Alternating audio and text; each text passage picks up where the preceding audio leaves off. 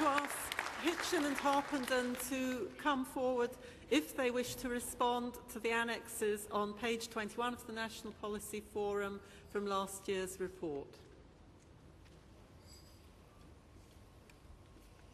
Good morning, Conference. Bhavna, Joshi, Hitchin and Harpenden CLP and the PPC for Central Suffolk and North Ipswich. Conference. Last year in Manchester, we asked the government to help us all secure decent and affordable housing. We wanted more money and local council involvement. We wanted additional funding for social housing, and the government gave us £100 million for new council housing and a further £1.5 billion to deliver 20,000 affordable homes over the next 2 years. We wanted local councils to be more involved in the provision of housing, and the government gave them access to grants previously available only to housing associations.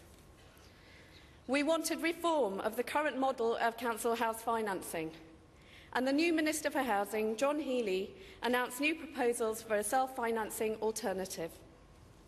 Government funding is already available to buy up unsold properties to be used as affordable housing, and people engaged in fraudulent subletting will face a national crackdown, so more properties are freed up for those in real need. There is also a real need for new construction, and as the building industry regains its momentum, we'll not only be creating new houses, we'll also be creating new jobs. Public land must also be made available to realise these plans. Labour councils take the lead in this, while Tory-controlled authorities continue to dig their heels in. It doesn't surprise me that neither Tory-dominated Hertfordshire nor Suffolk has been successful in the first round of council-led bids.